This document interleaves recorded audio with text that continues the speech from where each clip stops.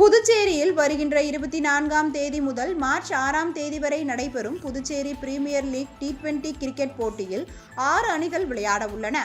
அதற்கான ஏலம் நேற்று நடைபெற்றது. இதில் BBL அணிகளான வில்லியனூர் ஹோமிட் கிங்ஸ், உசுறு ஹக்காட் வாரியர்ஸ், மகா மஹெல்ஸ், காரைக்கால் நைட் ரைடர்ஸ், வைடவுன் ராப்தாட் ஜென்ஸ், ஏனாம் ராயல்ஸ் உரிமையாளர்கள் தாங்கள் தக்க வைத்துக் கொண்ட வீரர்கள் உட்பட மொத்தம் 16 வீரர்களை ஏலம் எடுத்தனர்.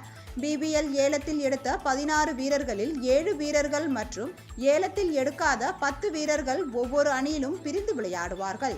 தொடர்ந்து செய்தியாளர்களிடம் பேசிய புதுச்சேரி கிரிக்கெட் சங்க சேர்மன் தாமோதரன், வரும் ஆண்டுகளில் புதுச்சேரியிலிருந்து விளையாட்டு வீரர்கள் IPL போட்டியில் கலந்து கொள்ள வாய்ப்பு கிடைக்கும் என்று நம்புவதாக தெரிவித்தார்.